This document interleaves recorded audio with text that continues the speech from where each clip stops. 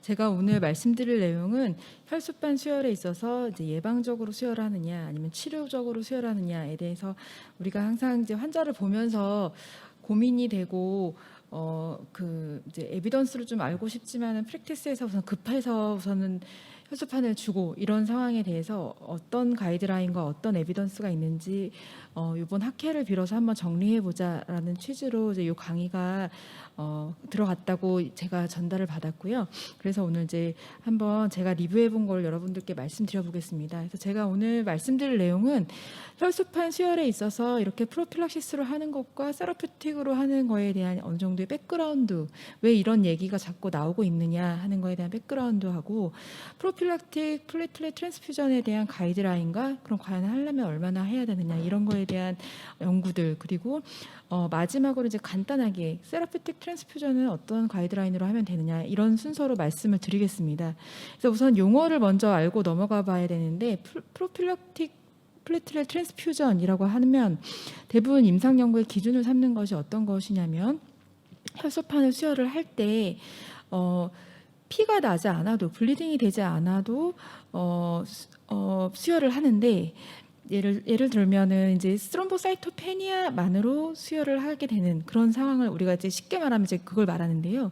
이런 경우에는 WHO 그레이드 0 또는 그레이드 1, 그러니까 임상적으로 크게 의미가 없는 정도의 블리딩에 수혈을 하는 것까지를 다 프로필락틱 트랜스퓨전이라고 합니다. 그 외에 뭐 프로시저를 요하는 경우는 여기서는 조금 다른 경우이고요. 그리고 어떤 혈소판이 얼마까지 떨어졌을 때 그럼 수혈을 하느냐 이거에 대한 기준은 임상 세팅마다 조금 다른데 보통은 임상 연구에서 혈소판 만을 기준으로 삼습니다. 세라피틱 플레이틀렛 트랜스퓨전은 혈소판이 낮아도, 그러니까 많이든 5천이든 떨어진다 하더라도 블리딩, 의미 있는 블리딩이 생기지 않는다면 수혈하지 않는 경우를 말을 하는 거고요. 이제 만약에 블리딩이 발생했을 때 WHO 그레이드의 2 이상의 블리딩이 생겼을 때 트랜스퓨전 하는 것을 세라피틱 플레이틀렛 트랜스퓨전이라고 합니다. 그럼 여기서 WHO 블리딩 스케일에 대해서 좀 한번 짚고 넘어가 봐야 할 것 같은데요.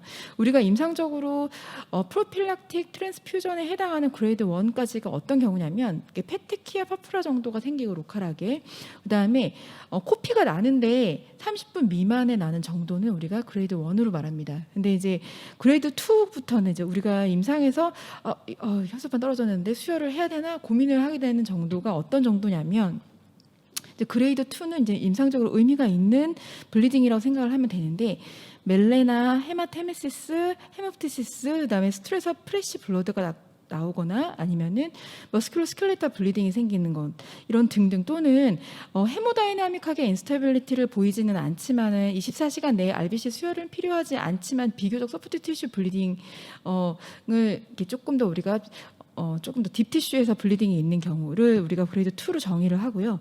코피가 나도 30분 이상 계속 나면은 그레이드 2입니다. 그 외에 또 우리가 이제 이것도 그레이드 2에 하는 정도로 생각할 수 있는 거는 레티널 헤모리지, 그러니까 비주얼 임페어먼트가 없는 레티널 헤모리지도 그레이드 2에 해당합니다.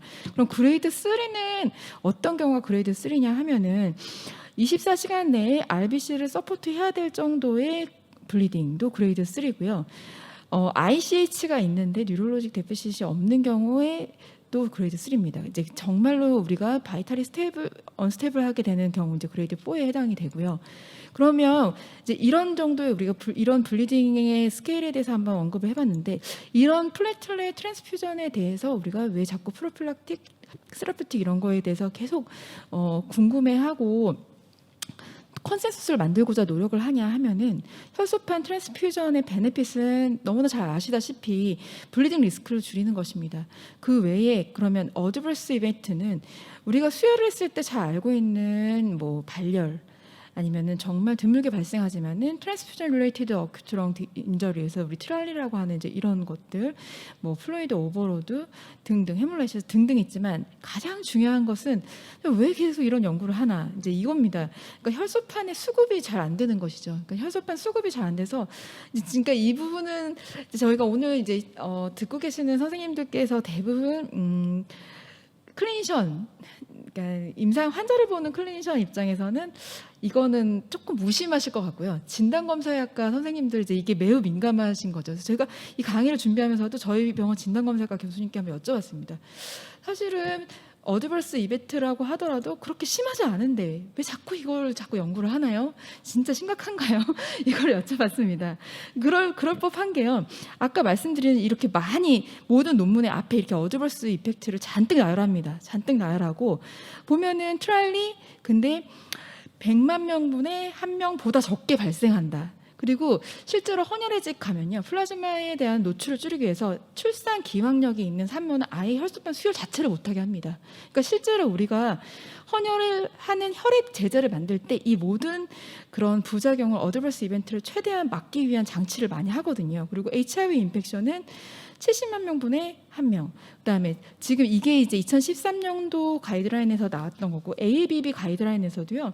보면은 트라이얼이 13만 8천 분의 1 미만 이렇게 얘기를 하고 있거든요. 그러니까 우리가 우려하는 그런 부작용, 혈소판 수혈로 인한 부작용은 사실은 크게 임상적으로 수혈로 인한 부작용이 문제됐던 경험을 많이 겪어보신 선생님들은 없으리라고 생각을 합니다. 그렇다면 왜 일어나? 이제 제가 강남역 헌혈의 집에서 이제 최근에 찍은 사진인데요. 이게 오늘의 혈액 보유 현황 이렇게 하면은 지금 보면 이게 적혈구 얘기긴 합니다. 근데 혈소판은 사실은 더 심각하고요. 그래서 지금 보면은 A형 경계와 주의 사이, 그 다음에 O형 같은 경우 심각과 경계 사이, 뭐 이렇게 특히 요즘 코로나 이후에 혈액 수급에 매우 큰 문제가 생기고 있고요.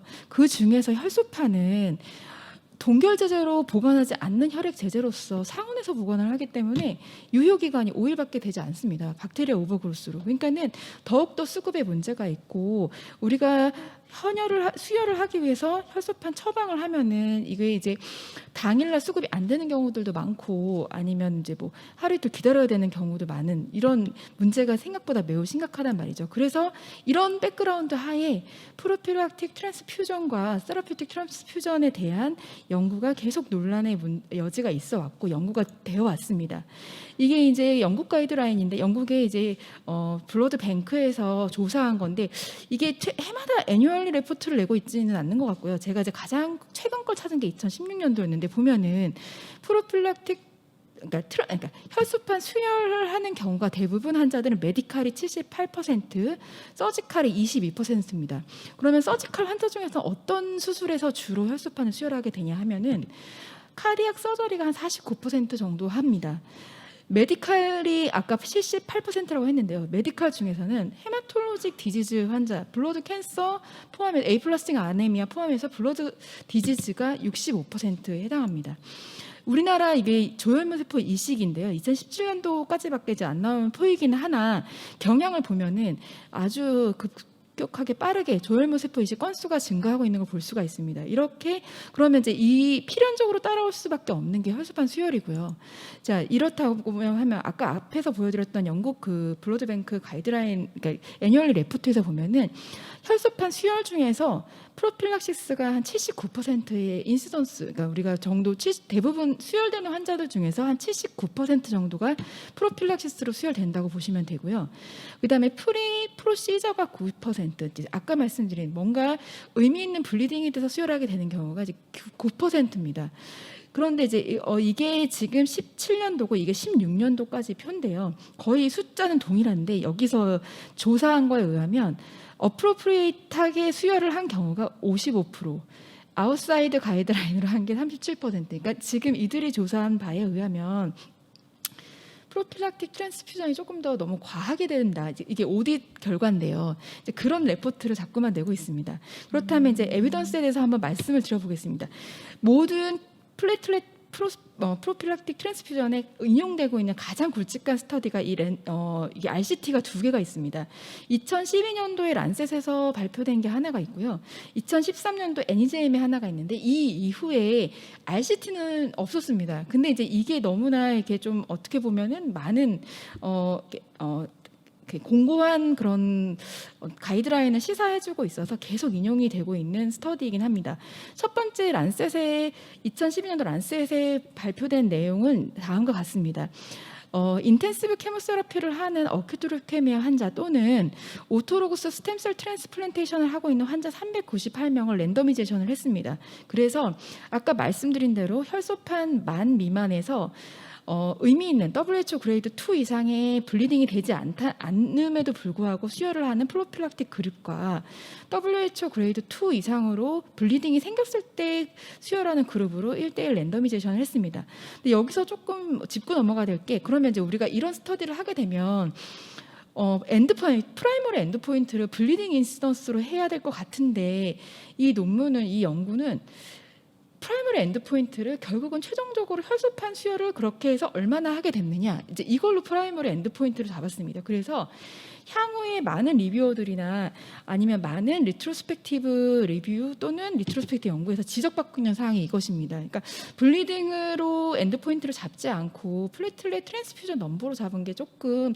이걸 우리가 분석하는데 조금 무리가 있다라는 얘기지만, 저자들은 이런 세팅에서, 임상 세팅에서 그레이드 4 가량의 아주 메이저 블리딩의 경우는 인시던스가 높지 않기 때문에 이제 이렇게 잡았다라는 근거를 내세웠습니다. 그래서 환자를 어떻게 스트래티피케이션을 했냐면, AML 환자와 오토로그스 스템셀 트랜스플란테이션을 하는 환자로 나눴습니다. 이 AML 환자라는 것은 CBC 이상이 아주 현저한 환자들이 대부분 포함됐을 것이고, 인텐시브 케모세라피 또는 알로 이식을 시행한 환자들입니다. 그리고 이게 이제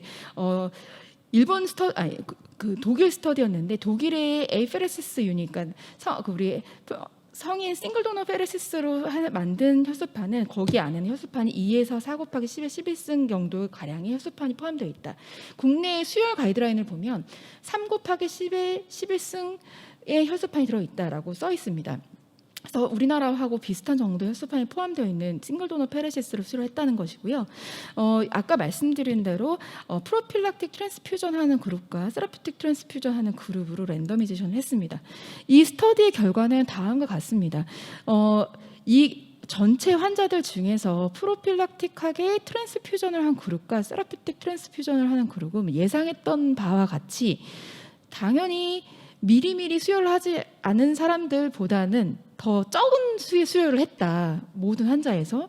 그러니까는 뭐 혈소판이 떨어지더라도 피가 안 날 때까지 기다렸다 수혈하면 전체적으로 수혈량은 줄어든다라는 얘기를 할 수 있었고, 근데 이제 그런 것들이 오토로그스 스템셀 트랜스플란테이션을 보면은 두 그룹 간에 통계적으로 약간 유의미하긴 하지만 세라피틱 그룹과 프로필락틱 그룹이 별 차이가 없습니다. 그러니까는 이 얘기는 다시 거꾸로 말하자면, 오토로그스 스템셀 트랜스플란테이션은 굳이 수혈을 안 하더라도, 미리미리 챙겨서 수혈을 안 하더라도 굳이 수혈을 할 만큼 피가 나는 일이 별로 안 생긴다라는 얘기를 말할 수 있습니다.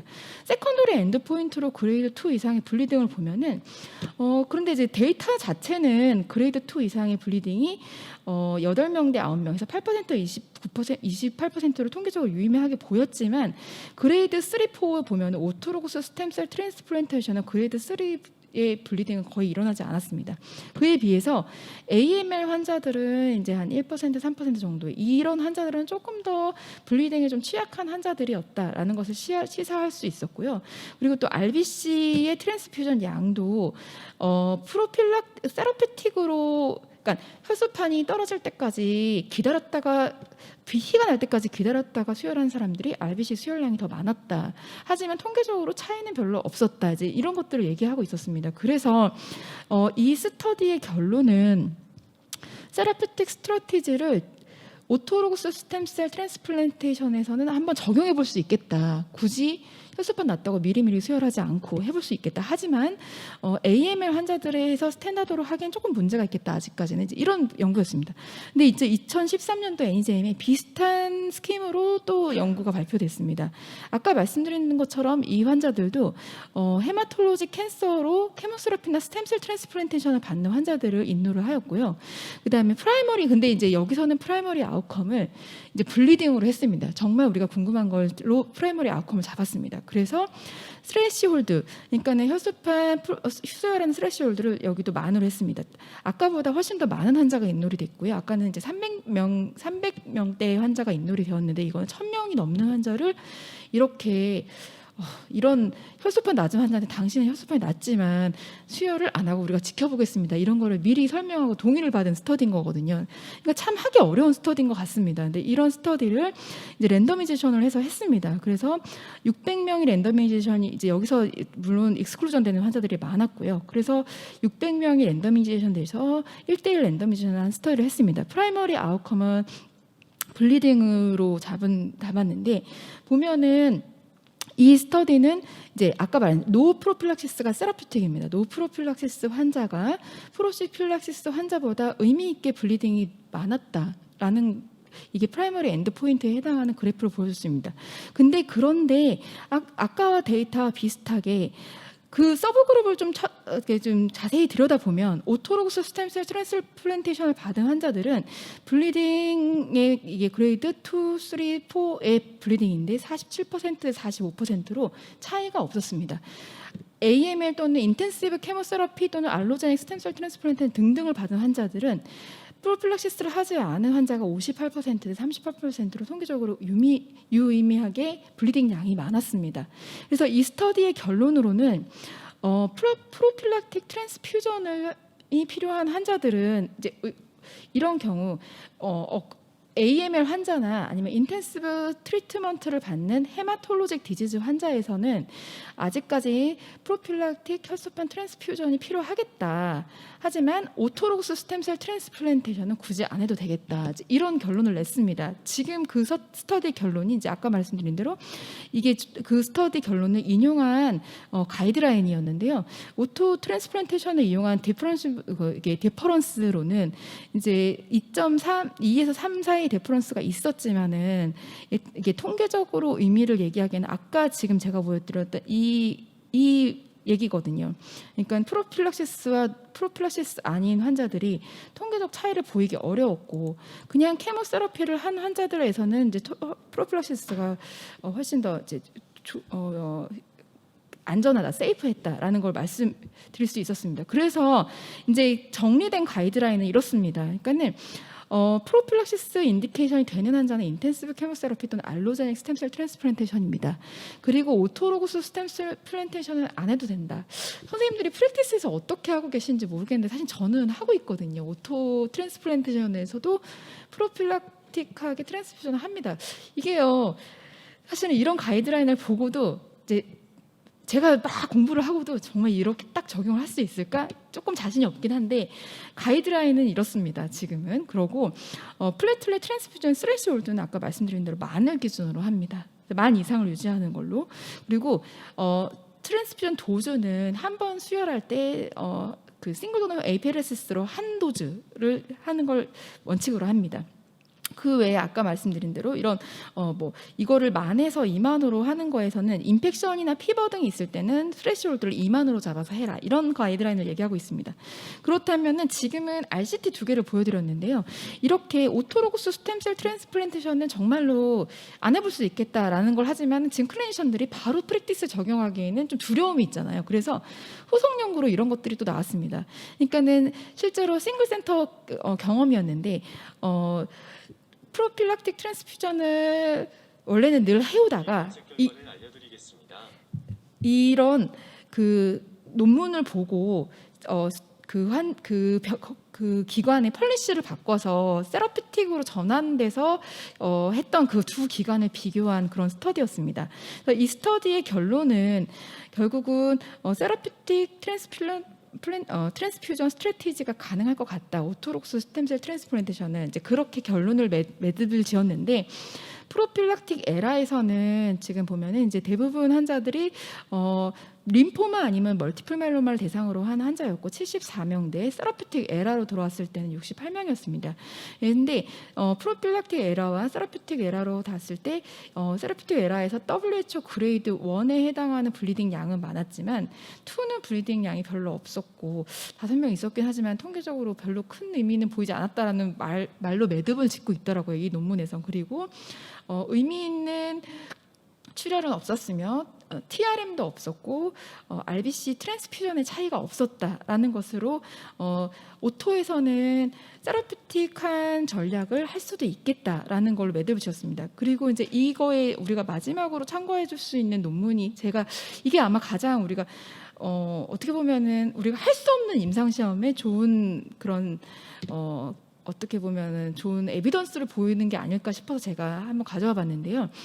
이게 우리가 수혈을 하고 싶지만 안 하는 환자들이 있습니다. 그러니까 여호와 증인들 환자들을 대상으로 오토록스 스템셀 트랜스플란테이션을 한 그런 연구가 JCO에 2017년도에 발표된 바가 있었는데, 이게 이제 JCO에 발표가 됐는데 환자 125명이나 무수혈 환자들을 대상으로 한 오토를 했더라고요. 근데 환자가 멀티플 마이로마, 호즈킨 림포마, 논 호즈킨 림포마를 주로 대상으로 한 스터디였습니다. 근데 여기서 보면은 블리딩이 일어났던 환자들이 전체 환자 중에서 지금 보면은 이제 블리딩이 여기 블리딩에 대한 사례를 말을 했던 거거든요. 20건이 안 되는 125명 중에서 20건이 안 되는 블리딩이 있었는데 그 중에서 WHO 그레이드가 보면 대부분은 1이었고요.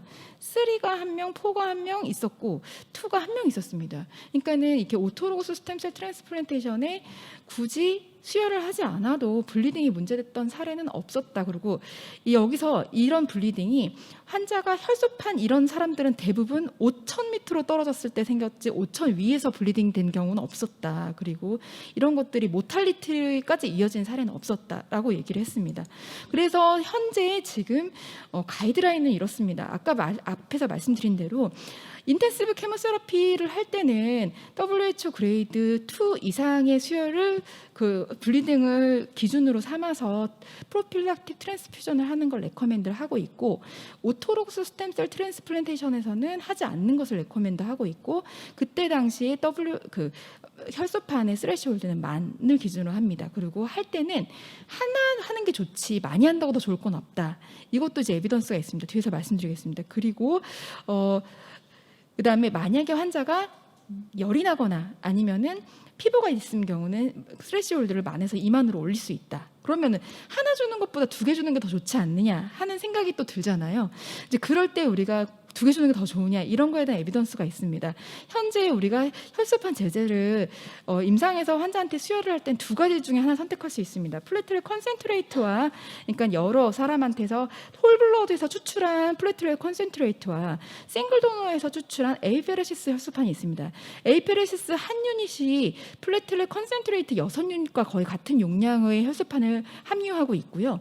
세라피틱 도우즈는 이제 에이페레시스 하나가 한 3 곱하기 10의 11승 정도의 혈소판을 가지고 있다라고 생각하시면 되고, 우리가 환자한테 수혈을 할 때는 플레트렛 컨센트레이트로는 한 6에서 8유닛 정도, 그다음에 에이페레시스는 1유닛을 수혈을 하게 됩니다. 그러면 우리가 이렇게 하나 하고 2개 하고 3개 하고 어떤 게 더 좋을까를 궁금해서 이거를 좀 많이 하면 할수록 좋지 않을까 하는 거에 대한 임상시험을 한 사례가 있었습니다. 2010년도 NEJM에 소개된 거였고 1272명의 헤마톨로직 디지즈면서 스롬보사이토페니아가 있는 환자들을 대상으로 한 프로필락틱 트랜스퓨전 연구였습니다. 이때 1.1 곱하기 10의 11승 2.2, 4.4로 랜더미제이션을 했고요.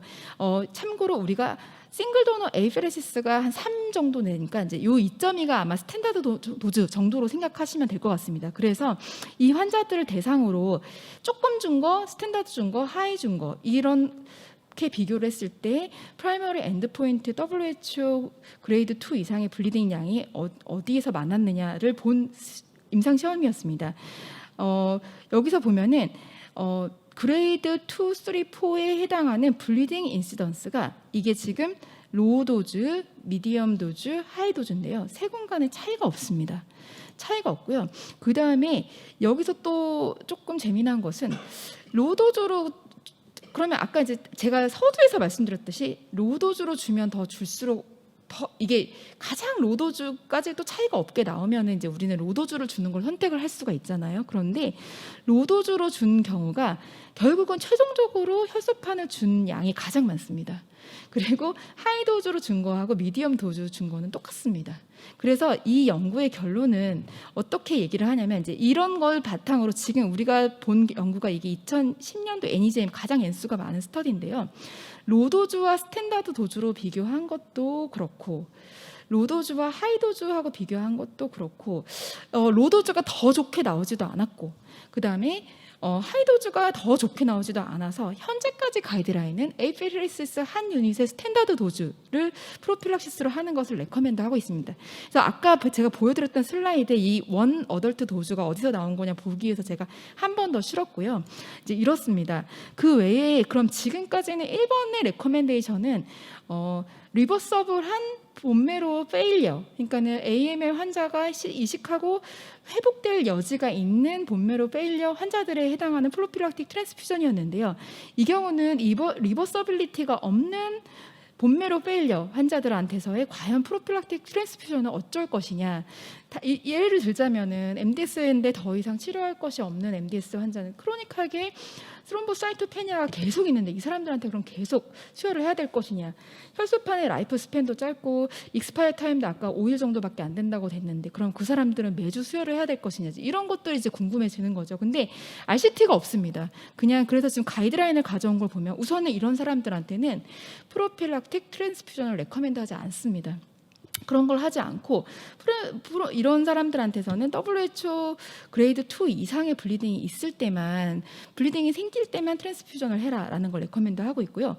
마찬가지로 솔리드 튜머도 그렇습니다. 솔리드 튜머 때문에 스롬보사이토페니아가 왔을 때 이런 사람들한테서는 지금 헤마톨로지 그 말리그넌시 RCT가 없습니다. 이런 경우에도.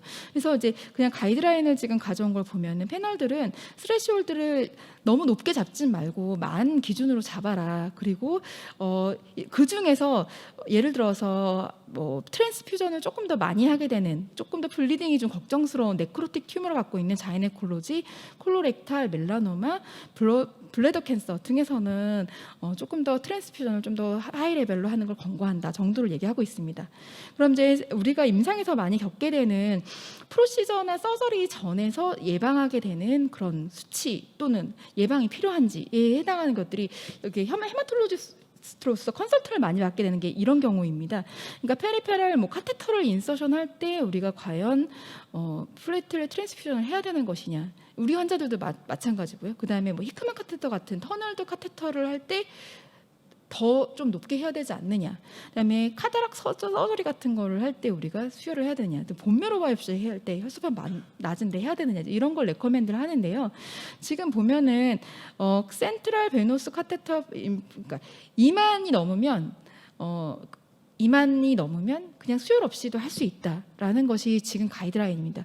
이것도 제가 하는 프랙티스보다는 조금 더 낮아서 저도 조금 약간 당황스러웠는데 그거 외에 뭐 룸바 펑션은 5만을 기준으로 얘기를 하고 메이저 서저리는 5만 정도 등등을 얘기를 하고 있습니다. 레날 바이옵시는 유레믹 블리딩 때문에 이 환자들이 조금 더 많이 걱정돼서 혈소판 수혈을 많이 고려를 하게 되는데 이때 얘기하는 게 혈소판보다는 유레믹 블리딩 때 우리가 플레이틀렛 펑션에 해당하게 펑션을 좀 더 촉진시키기 위해서 DDAVP를 많이 고려를 하겠는데 이런 것들을 적극적으로 고려해라라는 걸 레커멘데이션을 하고 있습니다. 그래서 지금 제가 앞에 보여드렸던 그런 내용에 대한 표입니다. 아스코 가이드라인, 그다음에 AABB, 그러니까는 아메리칸 어소시에이티드 블러드 뱅크 가이드라인, 그다음에 유럽 가이드라인이 이렇게 다음 표와 같이 있습니다. 그렇다면 이게 이제 어떻게 보면 우리가 프로필락시스의 마지막인데요. 앞에 있던 내용 말고요. 현재 안티플레이트렛 에이전트를 쓰고 있는 환자가 헤모리지가 생겨서 왔어요. 이러면 혈소판은 정상이에요. 근데 안티플레이트렛을 쓰고 있기 때문에 아스피린 먹고 있었기 때문에 혈소판 수혈을 하면 좀 좋지 않을까라는 생각을 하게 됩니다. 그러니까 이거에 대한 이제 임상 시험들이 있었던 거죠.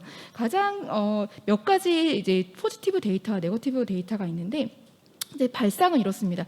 아스피린을 쓰고 있던 환자들이 이 파일럿 스터디에는 코로나리 핫 디지즈 환자들이 많이 포함이 되어 있었는데 서저리를 하게 되면은 이제 지금 아스피린 때문에 서저리를 빨리 하는데 블리딩도 걱정되고 수술하고 나서 스롬보시스도 걱정이 되는 거죠.